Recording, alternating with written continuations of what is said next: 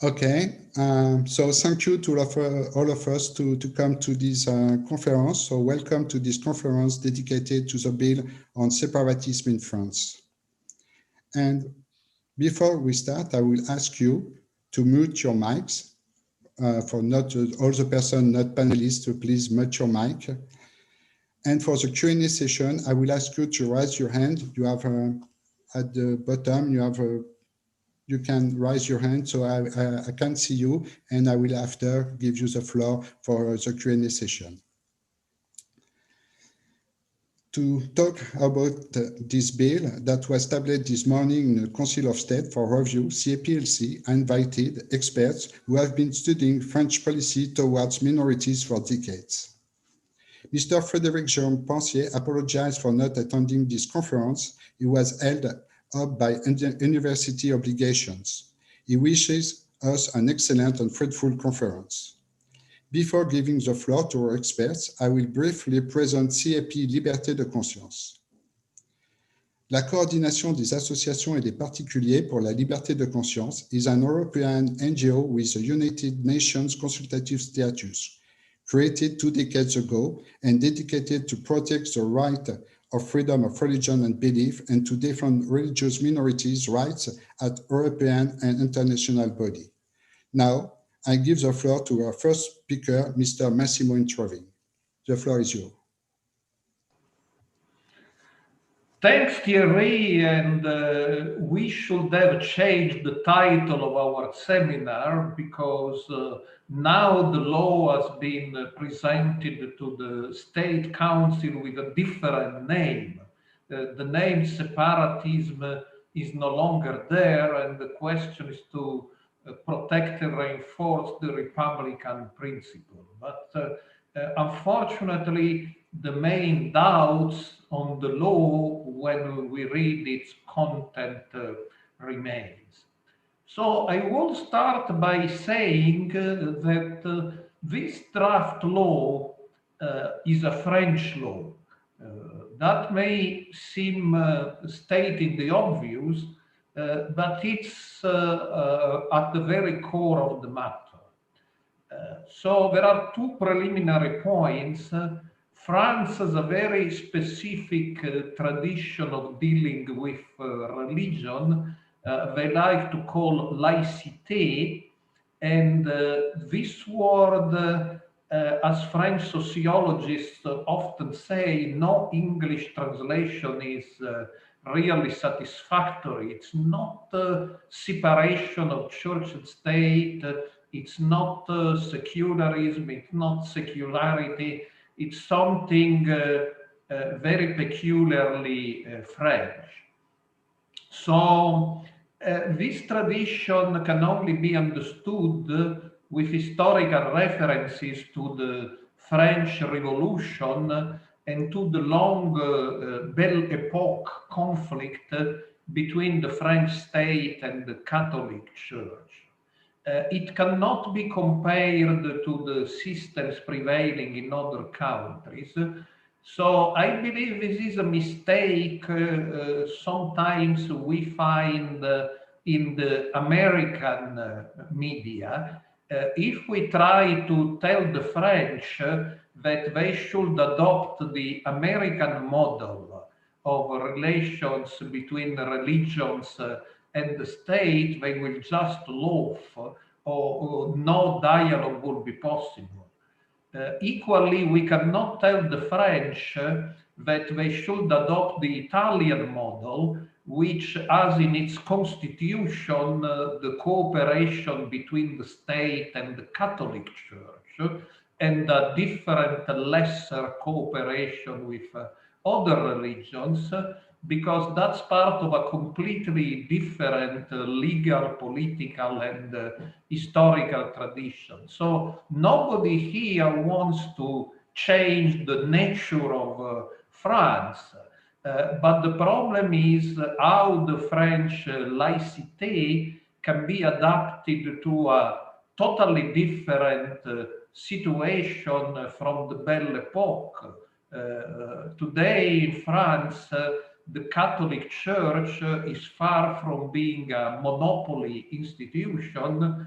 there is a large presence of Islam and a large number of religious minorities. So the real question is not, as some say, to attack the French laïcité based on some American model or Italian model, but the problem is how to adapt the French laïcité to a totally different context than the one prevailing when laïcité was born, respecting at the same time human rights, religious liberty, and the international obligation of France under international and European human rights law. The second premise is we should all acknowledge that France has been the European country more targeted by terrorism, a terrorism acting wrongly, but nonetheless acting by using the name of Islam. Again, the situation is different in other countries. Italy in the last 20 years has had 0 terrorist attacks. We can say that's also part of our different way of dealing with Islam as a religion, but that will take us far away. It is a fact that France has been more than other countries under attack by a terrorism using or misusing the name of Islam, and that's something we should also always take into account. So this law or draft law comes from legitimate concerns of updating the French notion of laïcité and of trying to fight against the cultural roots of radical fundamentalist Islamic terrorism. I only use Islamic terrorism by using at the same time radical and fundamentalist.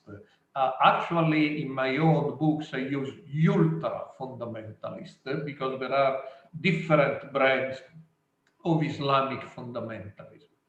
So there is a real problem, and some of the provision of this law makes sense, like the protection of women in case of disputes about heritage, against the application of certain provisions of foreign laws which are detrimental to the human rights of the women.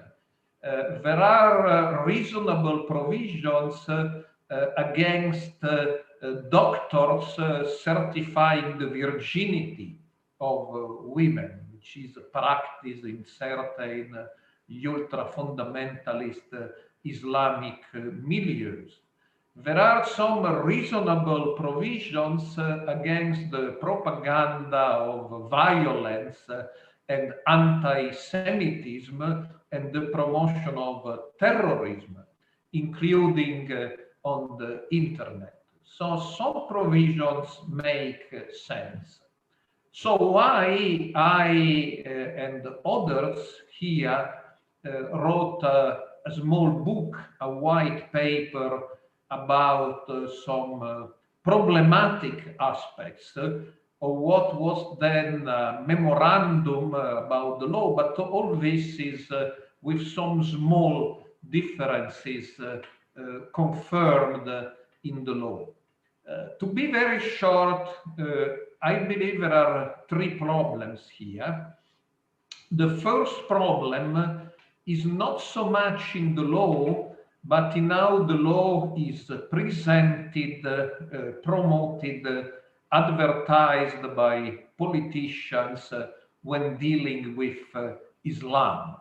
I'm always very cautious in saying that the problem is not Islam. The problem is ultra-fundamentalist Islam. Unfortunately, not all French politicians discussing this law have been equally cautious, generating strong reactions in the Islamic world. Sometimes it seems that only Islam tolerated in France is a pro-Enlightenment Islam, the so-called Islam de Lumière, but this Islam only exists in small intellectual circles. It's very respectable, but sociologists of Islam will tell us that Islam de Lumière is a tiny minority among the Islamic population in France. So to say that only Enlightenment-friendly Islam is tolerated gives a message that the majority of Muslims are not tolerated. And of course, terrorists should not be tolerated, but not all who promote a conservative theology within Islam are terrorists, or otherwise we should regard as terrorists the chiefs of state of all Muslim states, including countries France has a good relation with, such as Morocco. Surely the king of Morocco is not an advocate of Islam de Lumière. He is an advocate of a moderate conservative Islam, but that's different from the rationalist pro-enlightenment Islam being promoted in these days. So that's the first problem. The second problem is about homeschooling. In a quick reading of the version of the law sent to the Council of State, it seems that some exceptions should be made based on the circumstances of the family or of the pupils. But it is still all very much vague, and one perceives a sustained hostility to homeschooling in general. And already quite a few observers have noticed that only a small percentage of homeschooling or small family schools in France are ruled or organized by Muslims. The great majority is organized by either Protestants or Catholics, and surely they have nothing to do with Islamic fundamentalism, not to mention the fact that many families homeschool the children for non-religious reasons. So it seems a case of throwing out the baby with the bathwater, because in order to fight a tiny number of ultra-fundamentalist parental schools in France, 50,000 homeschooled children are deprived of their usual school, and we have some work by serious sociologists concluding that the results of homeschooling are not bad. Actually, many homeschooled children achieve good scholastic and social results. And being a scholar of new religious movements, I come to the third problem, and before concluding, the law has a very problematic system for liquidating or dissolving religious organizations administratively, without passing through a court of law, and even suspending preliminarily, before the dissolution is pronounced, the activity of religious organizations. So when I read it for the first time, I told myself, this is so similar to Russia. And as in Russia, it is advertised as a tool to fight pro-terrorist radical Islamic groups, but then it will be used for non-Islamic groups labeled as cults. in Russia, the law against extremism has led to the liquidation of some Islamic groups, some of them peaceful, by the way, but the largest group which has been liquidated under the Russian law against extremism is the Jehovah's Witnesses, whose activities are now prohibited in Russia. So I told this to myself, and I said, well, perhaps I'm a suspicious scholar because I'm familiar with the anti-cult activities in France, but then I read a member of the government, although a lesser one, called Marlène Schiappa, who said, yes, of course, this law will be used against les sectes, against the cults, and perhaps hundreds of sects or cults will be liquidated in France. And the tools are there because the law says that groups can be liquidated if they are against human dignity or if they submit their members to physical or psychological pressures. Now, we are all in favor of human dignity, but we can read some sociologists like Hans Joas in Germany, how problematic this concept is today, because if you ask a Catholic priest to define human dignity, and if you ask a lesbian activist to define human dignity, you will come out with two very different definitions. The second will say that the Catholic Church is violating human dignity because it doesn't celebrate same-sex marriages and it doesn't allow women to become priests. So who decides what's human dignity, particularly in a religious context, where this notion has very different basis if we deal with Western religions, Eastern religions, African religions, religions from Asia, and so on.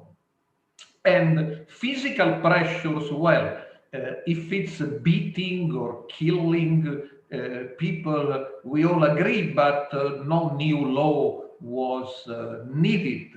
Associations promoting violence could have been dissolved with the existing legal tools.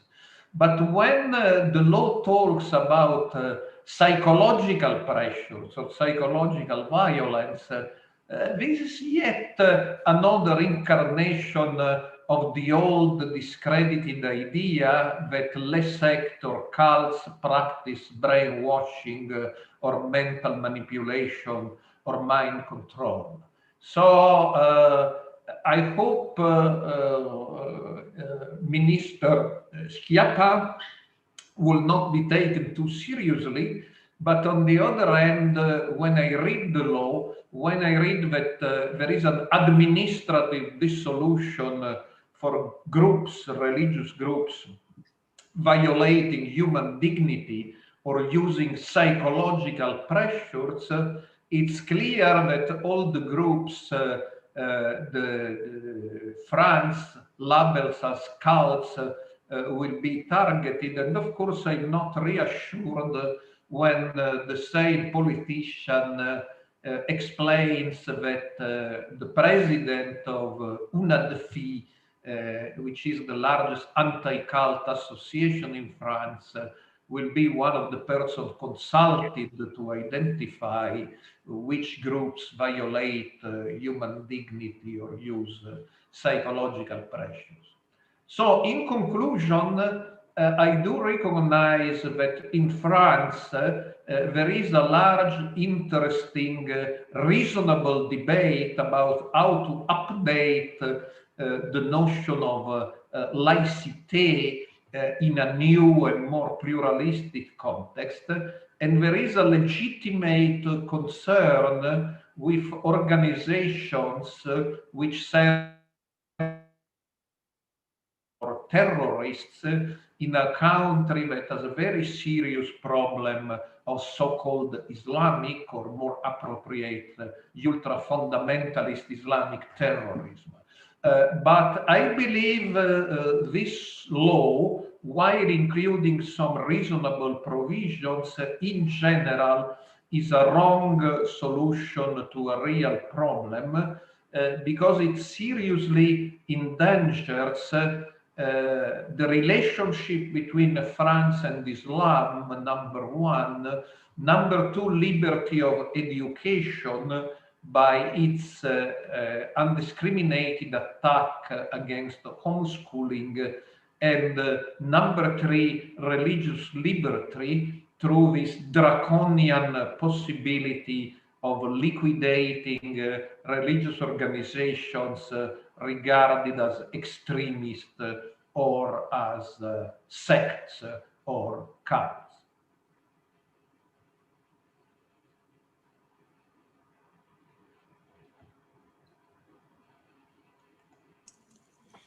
Thank you, Mr. Massimo. So now I will give the floor to our second panelist, Mr. Willy Fautré.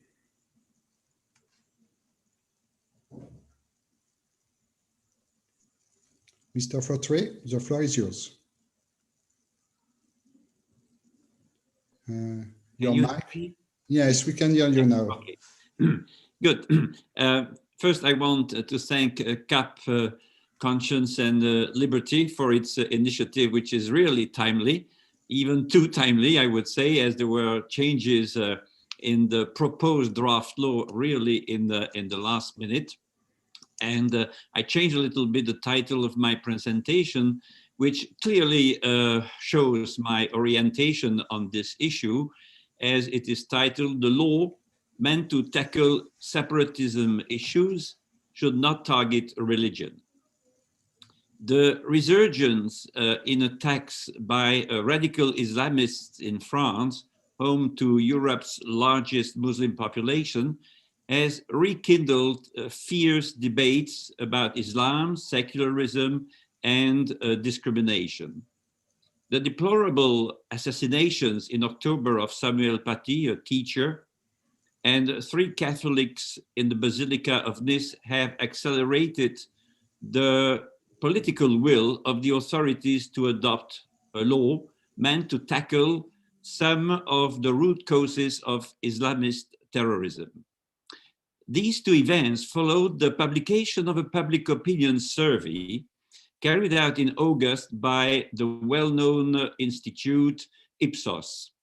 One key finding of this survey was that 57% of young Muslims in France were placing the Sharia above the law of the Republic, despite having been educated in the schools of the Republic.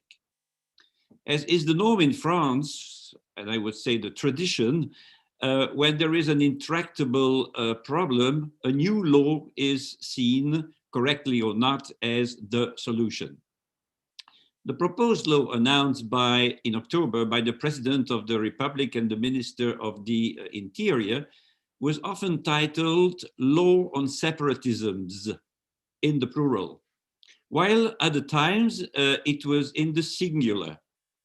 This was not a mistake, an inaccuracy, or hesitation about spelling or grammar. It reflected the current uncertainty of whether to tackle the risk of identifying the problem as a religious one and to exclusively target one religion, Islam.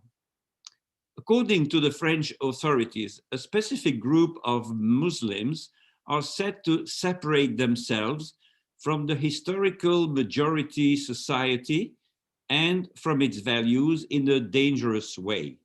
For example, by rejecting scientific rules, scientific truths such as evolution theory, or by contesting the Holocaust.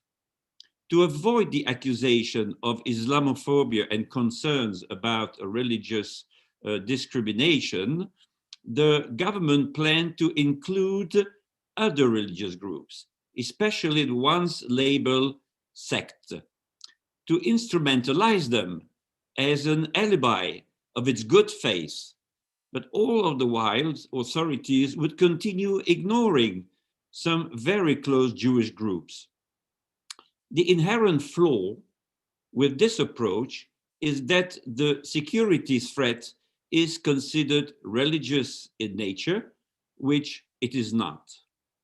In the last hours, the French authorities have made the draft law and its new title public. It has changed entirely and is now called the Draft Law Strengthening Republican Principles. Its scope is much wider than it had been announced, but it still targets separatism. The Council of State is currently examining it. The source of the problem that France is attempting to solve is a political ideology, clearly identified in all the debates in France. It's named radical Islamism. Radical Islamism's objective is to impose a theocratic governance, first on Muslim minds, whether they are in Muslim majority countries or not majority countries. This is accomplished by instilling its ideology in Muslim families, parents, and children, even before school education. The enemy to combat is not a religion or some religions and their disciples, but a political project. If the French authorities persist in singling out an entire religious community as a threat, they will make the work of radical Islamism all the easier. Therefore, the law should not target Islam as a religion, but should instead tackle political Islamism, in particular Salafism and its organizations such as the Muslim Brotherhood and its satellite associations. The objective of the draft law is in fact to implement Chapter 5 of the 9th December 1905 law on the separation between churches and state, which is titled Police des Cultes, and intends, and I quote, to protect places of worship from the spreading of ideas and statements, as well as from acts hostile to the laws of the Republic, which is a concept that is more than questionable and that should be addressed in another context than today. In line with this objective, about 50 called suspicious mosques have been closed since the appointment of Gérald Darmanin as Minister of the Interior. And he was put in that position in July of this year. However, closing so-called suspicious mosques is not a solution and is in fact counterproductive. Such a restrictive measure angers the Muslims who are deprived of their right to collective worship, which is a violation of the international standards on freedom of religion. It is not mosques that disseminate extremist ideas, but rather the individuals in leadership roles in some mosques who instrumentalize religious teachings for political purposes. Certain imams and preachers who have been identified by the authorities for a very long time behave as political militants instead of providing faith building to their communities. The draft law must combat them, not the religious community they belong to. The draft law sets the fight against radical Islamism at the religious level when it should be carried out at the ideological and political one instead. Other religions or spiritual communities and other categories of believers have nothing to do with this political militant activism and should not be targeted in the law. The problem to be solved is political and not religious. The draft law also includes obligatory school education being introduced earlier at the age of 3 to facilitate children's socialization and integration into French society. Although it's laudable, prohibiting home education as a strategy against Islamism would not make sense. To date, there has not been a case where a child who is educated at home then became an Islamist or a terrorist. In these difficult times, it is senseless to upset families of believers across all faiths, including Catholics, Jews, and others, by measures intending to fulfill objectives that are political. In fact, many Muslim families in France have suffered from the experience of one of their children running away from home to fight in Syria. Those parents are not responsible for the decision of their minor or young adult children. Most of the time, they never taught them anything about political Islam, but they are all the victims of it. What comes next as a conclusion? The French government's plan is to present the draft law to the Council of Ministers after it has been finalized on the basis of the remarks of the Council of State. The choice of the date of 9 December still will coincide with the anniversary of the 9 December 1905 law, which regulates the relations between state and religions in France. It's clear that Islam as a religion is the primary target of the law, but it's not only one. Indeed, several vague concepts in the draft law, such as behaviors threatening human dignity and psychological pressures, may open the door to many abuses in the implementation of the law on other religious groups as well. Moreover, an article of this law provides that if any member of a group is considered to have acted in violation of a point of the law, it will allow the ban of the whole association by the Council of Ministers. It is to be hoped that the Council of State will keep in mind the guidelines of the OSCE ODIHR on freedom of religion or belief and the Venice Commission recommendations, and will contest these questionable provisions. Thank you very much for your attention.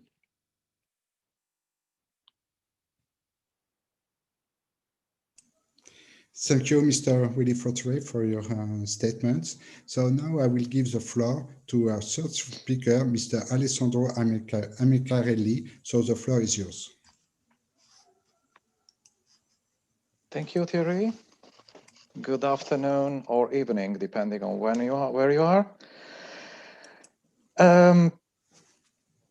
I just want to say that, well, we all know France is a member of international organizations, is obviously a country where the rule of law, democracy, the respect of human rights are fundamental principles of the République. At the same time, France is a country with a very diverse population, coming from several backgrounds, belonging to several different linguistic, ethnic, and indeed religious and spiritual traditions. From time to time, at different levels, politicians, the judiciary, and other public entities in France defended the probably arguable right of Charlie Hebdo to insult the religious sentiment of millions of people, not just Muslims, but also the sentiment of many religious and spiritual groups in a number of occasions. All of this in the name of the right to freedom of expression. Freedom of expression, yes, is a fundamental freedom which is contained in the European Convention of Human Rights of 1950, in the Universal Declaration of Human Rights of 1948, which inspired the European Convention on Human Rights and a number of other international human rights instruments. But just like freedom of expression is a fundamental human right, also the freedom of thought, conscience, and religion, or more broadly, the freedom of belief, is a fundamental human right protected by Article 18 of the Universal Declaration and Article 9 of the European Convention, whose extent can only be limited in compliance with the European Convention's provisions, not basing on values or needs which may be in contrast with the spirit of the human rights legislation corpus as a whole. In light of this proposed legislation, Article 9 should or could be read in conjunction with Article 2 to Protocol 1 to the European Convention on Human Rights on the right to education, which, quote, reads, "No person shall be denied the right to education in the exercise of any functions which it assumes in relation to education and teaching. The state shall respect the right of parents to ensure such education and teaching in conformity with their own religious and philosophical convictions." Arguing that some groups, and specifically so-called political Islam, tend to isolate from the society, within the society, and that a legislation to prevent the activities of private entities like private schools or homeschooling, or preventing entities, new private entities, from setting up is probably, in my view, not the best answer for a democratic country like France, with a very long legislative experience, if we consider that in France there is a very big corpus of law which allow to prevent and tackle extremism, terrorism, and any other forms of delinquency. So my wonder is, what is the real agenda behind the proposed legislation? Who is behind this proposed legislation? Where does it come from? Have we seen anything like this in the past, specifically in France? Well, most of us know that there is a group in France operating worldwide called the FECRIS, which is funded by the French government, which advocates all over the world the fight against minority groups, derogatorily called cults or sects in French. FECRIS doesn't really care about the international human rights obligations of France, to the point that its representatives regularly request the international organizations to ban human rights organizations advocating specifically freedom of religion and belief from their premises, and to stop interacting with them as well. The belief that behind this legislation there may be the FECRIS, or generally speaking, those sharing the same views and philosophy, may be a possibility if we consider that very often the fight against Islam, whether political or non-political, goes hand by hand with the fight against cults. The proposed legislation may be, in my view, a Trojan horse aimed at fighting against extremism, but with the real intention to fight against minorities considered as cults. This could be just my personal opinion, conjecture, a personal speculation, if the minister, Madame Marlène Schiappa, had not stated in an interview she gave to Le Parisien as follows, quote, "We will use the same measures against the cults and against radical Islam." And as Massimo previously recalled, she even said that may be used against hundreds of groups. It is interesting to note that the bipartisan United States Commission on International Religious Freedom, USCIRF, in a recent report warned that FECRIS is an organization that basically treats the human rights of minorities, and recommended inter alia as follows, quote, "Counter-propaganda against new religious movements by the European Federation of Research and Information Centers on Sectarianism, FECRIS, at the annual OSCE Human Dimension Conference, with information about the ongoing involvement of individuals and entities within the anti-cult movement in the suppression of religious freedom." That's a very interesting recommendation by the United States Commission on International Religious Freedom. To me, it is clear that the proposed legislation, if actually passed, would mean a serious drift from the international legal obligations of France, first and foremost, the European Convention on Human Rights and its fundamental freedoms and human rights obligations.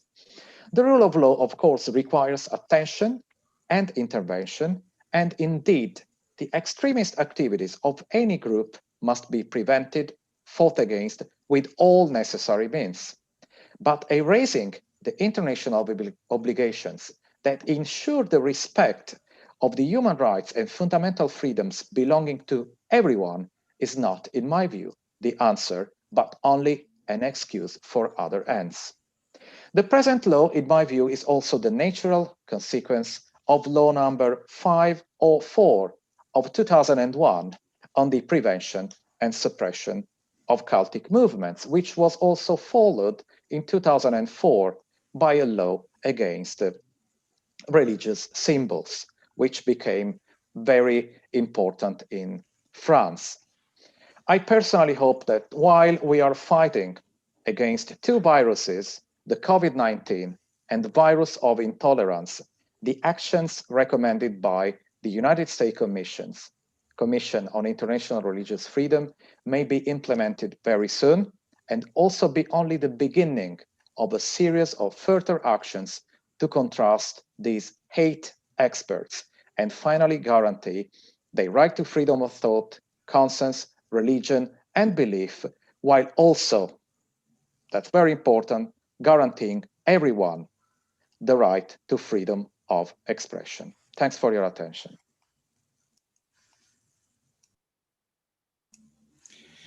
Thank you for your speech, and thank you for your recommendation. So now to conclude this conference, I give the floor to Madame Bernadette Rigal-Cellar. The floor is yours. Well, thank you, Thierry. Well, it's a little bit upsetting to be concluding because so many things have already been said. So being the French person here, well, Willy also, I think he is French. Yes, you're French, Willy. I have a few ideas, so it might not be very organized, but I was writing down as Massimo was speaking, Alessandro, and then also, of course, Willy. So just a few ideas. As you know, I mean, most people will know that I'm a specialist like Massimo and you all of minority religious groups. And so I'm always very upset when I see that some of the practices may be from, you know, if the bill is voted, will be forbidden, such as, you know, homeschooling, etc., etc.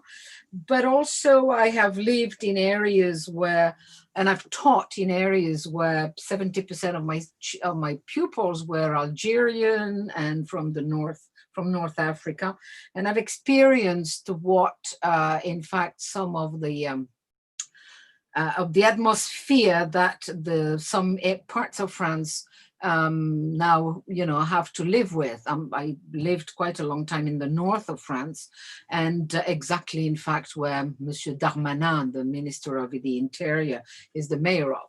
And so I have a few things to say. I probably will repeat some of the things that have been said. Now, first of all, when Massimo spoke, you made a point, Massimo, of differentiating between Islam, regular Islam, as we could say, from radical or ultra-radical Islamism.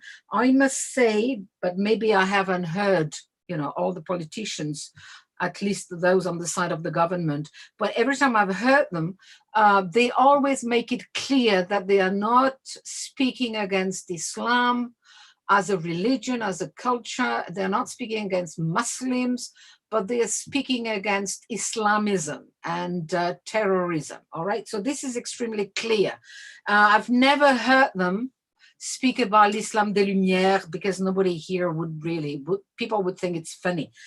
So it might be in some texts, but when you hear them on the radio, and this morning again, I was listening to the interview of Mr. Darmanin precisely on this particular subject. So it's always something extremely clear.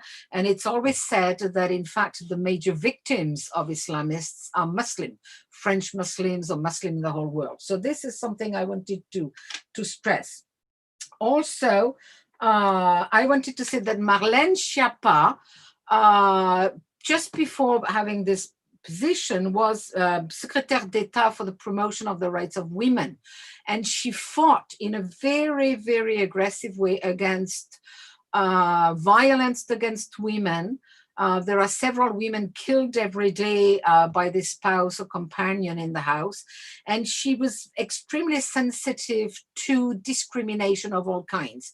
And women, of course, was, I mean, the La Femme was a major topic, but I can understand why she would be also very upset about what can happen to women in les sectes, etc., etc. So I'm not, of course, supporting that, knowing quite a lot of the sects that can be targeted here, but you have to know where those people are coming from. So Alessandro, so something, before I tackle what Alessandro said, I wanted also to say something that I will repeat probably something that was already said, that somebody said that human dignity is very hard to define, of course, and we all know here that if you want to protect human dignities, I think it was Willie maybe, or Massimo, but I think it was Willie, saying that what is human dignity for the Catholics, what is human dignity for LGBT people, etc., etc. So of course this is extremely problematic in the bill, of course, and even the principles of the Republic.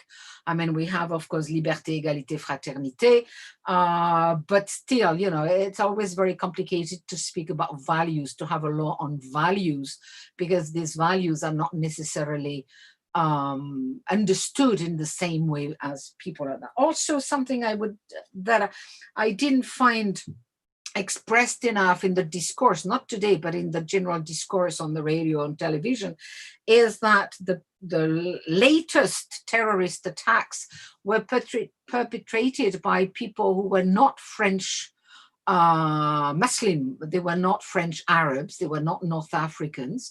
One just came through Italy, by the way, from Tunisia. And the one who killed the teacher, my colleague, was from a Chechen who had fled from Putin, had received political refugee status against Putin. So people are saying that maybe we should have sent him back to Putin and not kept him here. And he had been in France for some 10 years. And so he's a Chechen. I mean, we didn't colonize Chechnya, we didn't colonize that area, the Caucasian, etc., the Caucasian countries, etc., etc. So people are really worried about that. So we get all these people coming, and also right now it's the trial of the people on the Thalys. These people, I can't remember exactly where they came from, but I don't think they were French citizens. All right, so this is something I wanted to add. Also, when Marlène Schiappa talked about, yes, les sectes, etc., and when I saw that Fenech and the Miviludes was suddenly, being reborn as a sort of phoenix, out of its ashes, because last year we were all very happy to believe that the Miviludes was given less power. This really was very worrying, because, this was strange, because quite a lot of us, and I'm sure some of you here maybe, but at least in France, people like me, were quite happy. I'm not going to say happy with terrorism, but we thought, well, at last, the French government or the authorities are going to look at the real dangerous groups, the Islamists. And thanks to that, they don't talk anymore about les sectes, like Scientology or the 12 tribes, all these groups like that. And so everybody was quite satisfied that finally Islam had changed the gaze. I'd moved the gaze of the authorities towards really dangerous groups, and not just towards, les sectes or whatever, little groups totally harmless that are being targeted all the time. So it's very worrying to see that the Miviludes with Fenech is suddenly, again, coming to the fore. I wonder, but I'm sure some of you probably know, I don't, the kind of political power Fenech can hold. Does he have secret files on some politicians to suddenly be given again authority on the the Miviludes and all these things? Now, something else I would like to say And then I will stop. I was very, well, no, there are two things I would like to add. I'm also very perturbed by the problem for education at home, homeschooling, which here is called instruction en famille, IEF. I have a friend who was just left before we had the Zoom meeting, who raises a kid at home for medical reasons. But the medical reasons will be still allowed. You can still raise your, I mean, the bill provides that you can still raise your kids at home, I mean, educate them at home for medical reasons. But the medical reasons are extremely narrow. So that somebody like the little kid I know very well who has asthma and cannot be in a public school, I mean, in a public environment right now because of COVID, well, this won't be enough. And if you look at the bill, at the provision, I think it's Article 18 or maybe the next one, special conditions of families and of children, they are not specified, but they will only be allowed for 1 year, so that education for like 3, 4, 5 years, until now it was allowed until the age of 16, this will not be possible. And even right now, the authorization to keep a child out of school has to be delivered by some authorities, and in fact it can be, and I think it must be, the director of the college, that is to say the high school, or the lycée, high school, I mean junior high school and high school, of the area, because you know that we are divided into specific school districts, and you must go to the school of your school district. Derogations to go to another school district are practically impossible, at least in Bordeaux, for example. And right now they are told, they are at least instructed not to deliver authorizations to have the kids stay at home. So even now, before the bill is even discussed and voted, you already have these provisions to fight against homeschooling. Now, the thing that when I read the text and I read it, and of course I signed what Massimo wrote, I had the impression, I still have it, that the major reason for attacking, or at least targeting, all religious groups is in fact because the word Islam or Islamist mustn't be in the text, because then we will be, I mean, France as a country will be even more criticized and attacked and whatever, boycotted and whatever. So that I think that the logic in the minds of the people preparing the bill was, let's make it so broad that we won't be criticized as being anti-Islam. So I see this as the major reason for that, because a bill and a law, as you all know, has to be formulated in general terms, because now it's Islam, it might be tomorrow something else, you know, etc.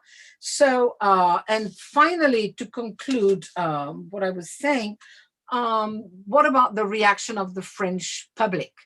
Of course, because of confinement, I haven't spoken to a lot of people, but I mean, I've lived here for long enough to know the reaction of people, because every time I speak about what I do, people usually think, oh my goodness, what a weird research doing. Why do you bother about these groups? So I don't think the general public, I'm not talking about specialists of human rights, etc., but I think the general public will not care about that. Homeschooling, that's about, the official numbers, that's about 50,000 kids. There are more and more, however, notably on the Catholic side, because a lot of Catholic parents do not want their kids to be exposed to gender equality or LGBT, I mean, the gender, you know, ideology. So the figures might be higher than this. Of course, there are a tiny number of people actually, of kids homeschooled in Muslim families. This was said here. But I mean, 50,000, you know, kids out of millions of children, that's not many. Also, you know, the law and all the the discourse right now is about, France, the land of the freedom of expression and the caricatures. So we even have a politician like Ségolène Royal, the previous socialist contender for the presidency, say, well, maybe we should not caricature characters, we may offend people. Well, as somebody said, I never particularly opened the pages of Charlie Hebdo. The Pope, Catholicism has been far more caricatured than Islam. I don't think people know that it's not about freedom of conscience, freedom of thought. In fact, it's because they know that 9/11 didn't have anything to do with, the caricatures of freedom of thought. So people feel that something should be done against the ideology that's seeping through many layers of society, in particular in schools. We have, I taught, as I told you, in the North, we have in many schools a fairly high percentage of children of Muslim who are Muslim, and they will refuse more and more cases of that. And I have personal testimonies. They will refuse courses in natural science. They will refuse sports, girls mixed with boys. We have places like where I lived and near Monsieur Darmanin's city, Roubaix. We started having swimming pools with special days for women, special days for men, etc. So this is what the general public hates. This idea that you can have a minority of people dictating laws to the general public. So I think the bill at least, will not be criticized by the French. And in fact, I'm almost sure that people will say that it's not enough. And that this is a bill that's not powerful enough to protect not just freedom of thought, but the way people reason, the way people act every day, etc., etc. We have the same problem in hospitals with husbands or fathers coming and refusing that the woman or the daughter be examined by a male doctor, etc., etc. And we have a lot of violence about that. So this is all, at least I could think of in the past hour or so. I'm just giving you my feelings. I asked Thierry and I asked Willie, what do you want me to say? I said, well, I'm not specialist, a legal specialist as you are all, but this is the feelings that I have regarding this bill and the atmosphere. So this is it. Thank you for your conclusion. And now I will give the floor for a few questions, if there are some.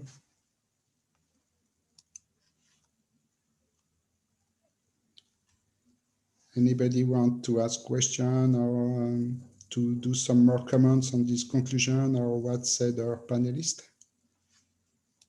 I have two. Can I please? Yes, you can. Thank you very much. Thank you very much for all speakers and also the Thierry War. My name is Nasir Ahmed and I am the missionary of Ahmadiyya Muslim community. I don't know, perhaps Thierry Walls know me, but about others, perhaps Willy Fautré, he may be knowing me. I'm in France. I met him once, I think, but I have the email communication with him. Sorry, could we have the video of people speaking to us? It is up to control room.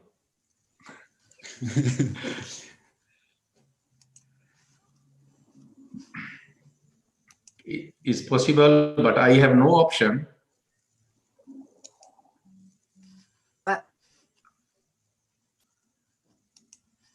You maybe it would be good now.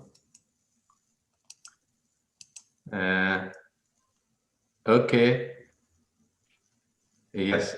Now I can. Okay. Yes. Thank you very much. Please. I heard the speakers.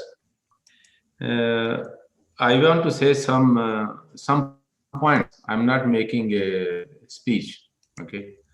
But I have been attending different conferences and myself also organizing the conference, interreligious conference under the umbrella of Ahmadiyya Muslim community. we have been doing in the whole world, in France also, in different cities, and in Paris also, in so many conferences on laicite, freedom, religion, like this. One point, what you think that the French society is not drifting away from the spirit of laicite? One point is this. I feel it. And there are even fanaticism in laicite, I think, from some quarters. The second point is, I think it is mentioned, then why it is so that if a Muslim, even by name, does something wrong or evil, often Islam is branded and attached to it. What do you think if the government make a policy that mistake is doing, let take him as a criminal, as a terrorist, and Islam is not mentioned with him? This will help the society that those people among Muslims are peaceful people, they will be at your side to establish peace in the society. But when you will burn the name Islam with that person who is in the name of Islam doing something, or as a Muslim, then I think those people who are not even in his favor, but because their religion is targeted, they will not be with you. So why not to spread this idea that when Mr. A is doing something, his name is Kareem, let him take as a terrorist, a fanatic, a criminal, but not his religion is not mentioned. Islam, Islamism, Islamist. You see, as a Muslim, they feel when you say Islamism, they feel you see as you see something wrong. But Islam is the name of religion, not Islamism, Islamist. Okay, for the well-being of the society, it is better not to mention the name of his religion. You say he is terrorist. You see, that is why when this professor was killed, so many Muslims, including our own community members, they were there in manifestation, you see, in the favor of, you see, against the killing of professor. But when you will mention Islam with the same, in the same, you see, words, same sentence, then so many people will have suspicion that, you see, but he loves his religion, then why to mention his religion like that? And some, those people are also Muslim, and they are peaceful. They are not with, you see, with killing of the people. I think it's better to spread this idea that don't mention religion. I think Bernadette mentioned this thing in her speech. And other thing is about the caricature. According to our opinion, Ahmadiyya Muslim community opinion, that according to Islam, if somebody commit blasphemy, there is no punishment in this world. The Quran is very clear. The practice of the Prophet of Islam is very clear. So many times he was, you see, insulted in the presence of his companions who are more loyal to him than the Muslim of today. But nobody was punished, only for the crime of insulting him. But we say insulting somebody is not also a good human value. I have no right to insult Mr. ABC. Why not to promote these kind of ideas? That why we are in favor of insulting. Appreciate the state of the, I think in French we say évêque, the priest of Nice. He said, "Je ne suis pas Charlie." When you say that I am Charlie, that means I am in the favor of insulting people. And this another point is, I say, is if you want to make a caricature, satisfy yourself. against the terrorism, to highlight the terrorism, then Prophet Muhammad never came in France. He never talked to the French people. He never said anything against French people. It is Osama bin Laden, it is Daesh, it is Boko Haram. If you want to make the caricature of terrorist people, why not to make their caricature? When you are making the caricature of Prophet Muhammad, that means it is you are provoking people, and they will be provoked. It is not. If you want to hide the terrorism and make fun of them, you make Osama bin Laden, Mullah, Abu Bakr Baghdadi, leader of the Boko Haram, you make caricature of them. This I wanted to say. Can I just add a few things, Thierry? Yes, you can. After we First will of have Eric. Yeah. First of all, Shahid, thank you for, I didn't really understand the first remark you made, but then, you know, I did say, and we all said that nobody was mistaking Muslims with the Islamists. The difference is always very clearly made orally in print, etc., etc. But when you have a terrorist attack that's committed under the shouts Allahu Akbar, I mean, everybody knows that the person is not a Scientologist or a Jehovah's Witness. I mean, the signature of the terrorist act is at least with Allah, and it comes from Islam. So, I mean, you cannot just say this is a terrorist attack. It has no religious background. So, I mean, you have to tell then the terrorists not to pronounce the words Allahu Akbar, and also not to make sure that the Islamic State then writes and says, oh yes, this was committed in our name, all right? So it's very difficult to say this is a terrorist attack, but it has nothing to do with religion. And also about the caricatures, I'm not defending them at all, but I'm saying that I've never seen them myself. I mean, I didn't buy Charlie Hebdo. I didn't buy the Danish newspaper. They are not, you know, displayed everywhere. You don't have to read them. You don't have a mandate saying you must look at the caricatures. You must see them, etc., etc. So it's like pornography. I mean, you don't have to look at pornographic newspapers. You don't have to look at, you know, Charlie Hebdo's caricatures. So it's something that's so minimal in when you look at the whole media production, that it's a little bit ridiculous. There was somebody today or yesterday in Le Monde saying the Muslim world is very upset about the caricatures, but they don't care about what happens to the Uyghurs in China. And they've all supported China in its repression against the Uyghurs. Whereas, of course, what China is doing to the Uyghurs in the west of China is far more important than just making little designs to make people laugh. So, you know, you have to be aware of all these issues. But again, I've never seen the caricatures. They were not forced on me, so I didn't have to see them. Thank you. At the beginning, I mentioned this thing. That as an Ahmadiyya Muslim, I am not for any punishment for the caricature.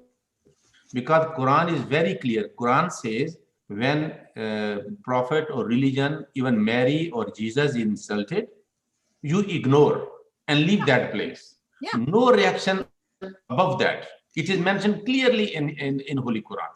And sorry to interrupt, because we are soon out of our time. We are already 15 minutes out of the schedule, and I have still Mr. Massimo Introvin that want to add something, and Mr. Eric and Mr. Willie also. Can I say 2 sentences? Yes, to conclude, please. As Bernadette, you mentioned, when somebody say Allahu Akbar, and it is Islam, I think it is if that person who is doing it.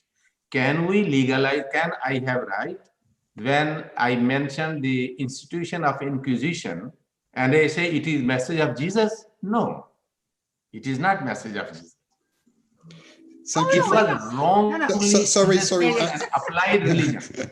I have to interrupt you because I have two panelists that raised their hand and Mr. Eric Roux also. So I will give the floor now to Mr. Massimo Introving and after to Mr. Willy Fortray and to conclude to Mr. Eric Roux. So Mr. Two quick comments. I understand that French politicians say they are not against Islam and they are against Islamism, but the problem is there is no definition of Islamism on which all the scholars of Islam agree, and it seems what is Islamism in France is perhaps different from what is Islamism in Italy or in US. In US, when people talk about fighting Islamism, they mean fighting terrorism. In US, I gave lessons in American universities with fully veiled Muslim students. So what is Islamism?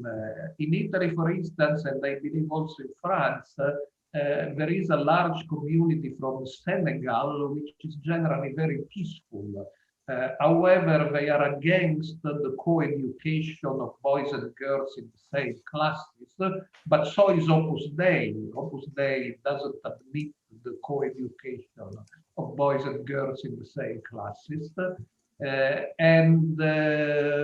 They want the girls to be veiled. So are they Islamist or is their distinctive way of life something which has a right to exist? So I believe that's the real debate, because if Islamism is defined as something advocating violence and terrorism is one thing, but if Islamism is defined as something advocating a distinctive way of life is another thing. And the second comment is, we have seen this before. We have seen this in Russia, where the amendments to the law on extremists came after Beslan, when there was a horrific carnage of children by ultra-fundamentalist Muslim terrorists. And in the Duma, it was said this law is against Islam. But, as Bernadette said, of course, we cannot phrase a law mentioning Islam, because that will be against the Russian constitution and Russia's international obligation. So they devise a procedure for banning and liquidating extremist groups and confiscating their properties. And the fact is that the majority of the procedures in Russia against extremist groups have not been against Muslim groups, but have targeted groups identified by a certain body in the Ministry of Justice, of which Alexander Dworkin, a well-known anti-cultist deputy chairperson, and he doesn't deeply care about Islam. So when he is asked what are the extremist groups, he will answer the Jehovah's Witnesses, the Pentecostals, the Hare Krishna or Scientology. So I see the same risk. The debate is totally dominated by extremist Islam. But once a law is approved and becomes part of the bodies of the law, the discussion or the public opinion or what the president said becomes totally irrelevant. The judges should apply what is written in the law. And in the law, it is written that you can dissolve very quickly an association if it's against human dignity and if it applies physical or psychological pressure on its members. So once this is in the law, if public attorney or procureur de la République moves against Jehovah's Witnesses, saying they don't respect human dignity because they don't allow their members to speak with the ex-members, even if they are their best friends or relatives, except the closer relatives, or if they ask for the dissolution of any group labeled as cults, because according to Yunad Fi, all the sects use brainwashing or manipulation mental, the law gives a very strong tool to them to act in this way. And they don't believe for a lawyer it will be a valid defense to say, you know, Darmanin or President Macron only mentioned in radical Islam. Because once you have a law, you apply the text of the law. You don't go back to the discussion that preceded the law or the statements of the politician. Thank you, Mr. Massimo Antroving. So I will ask to Mr. Willy Frotteret and Mr. Roux to be, because I have to finish at 6. So they have 2 minutes each to for this conclusion. Yeah, okay. You can hear me? We can hear you. Okay. So just 2 points that I would like to address. Of course, this discussion that we have been involved right now, I think that terminology is extremely important because words can be misunderstood or understood in very different way.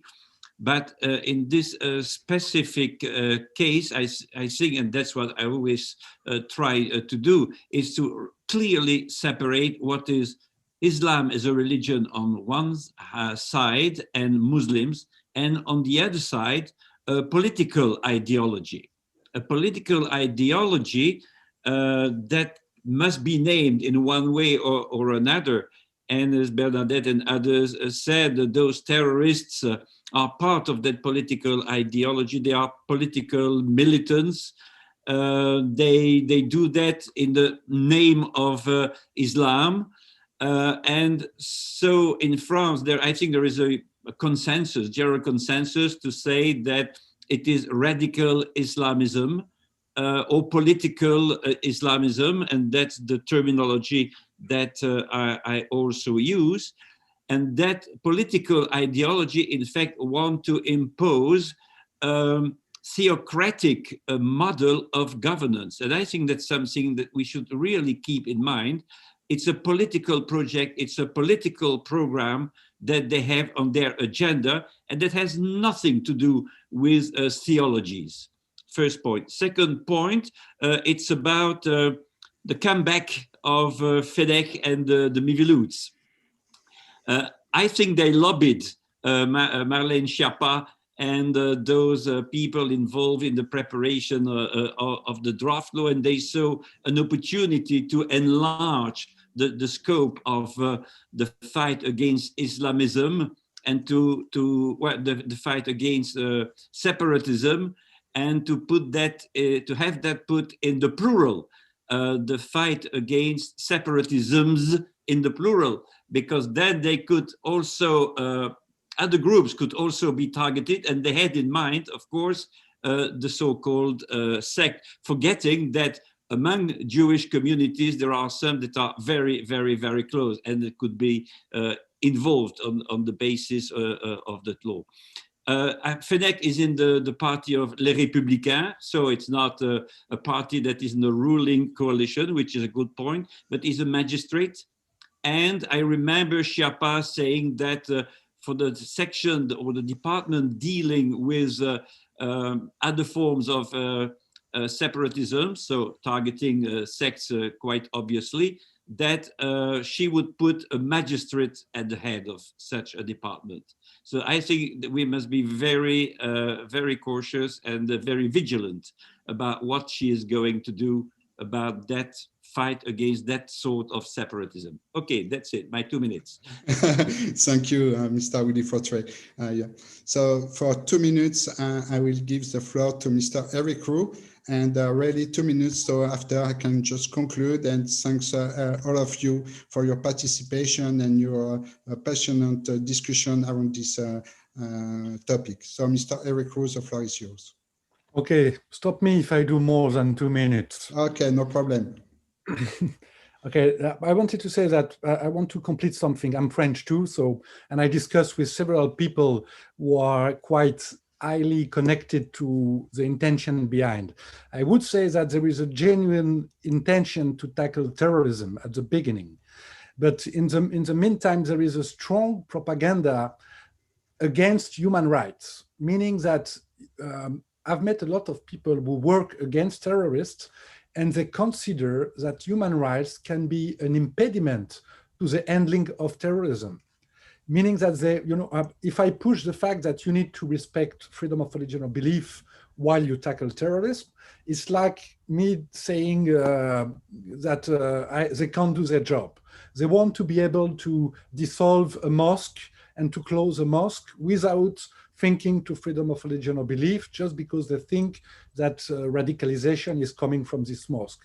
And this is dangerous because there is a strong propaganda in favor of this kind of thinking, which means that we should abandon a bit human rights because we want to tackle terrorism, which is a real problem, terrorism. So I think we are in front of this problem. And I agree that we should show that in some countries like Russia, we already have the experience on how the law can be used against peaceful movements and that it does not solve terrorism at all. But also, if we have some international pressure on France to respect human rights, it's very important to be very precise. Because for the moment, everything coming from outside is received like, you don't understand France. We are special, you don't understand laïcité, so please start by understanding laïcité. So that means that if some pressure comes from international, like UN, ODIHR, I don't know, anyone who wants, it needs to be precise to show that we understand laïcité, we understand France, but we just want to be sure that the remedy is not worse than the disease. And we all want to tackle terrorism, but we want it to be done without abandoning human rights. That was my point. Thank you. Thank you. You keep your time, and it was a nice conclusion to this conference. I guess it's not the first one, because the law is gonna pass through the different National Assembly and so on. So I guess we will have to discuss more and more about this law. So I want to thank everybody for your participation, for your statement, which was very interesting, and thank you all of us. Thank you. Thank you.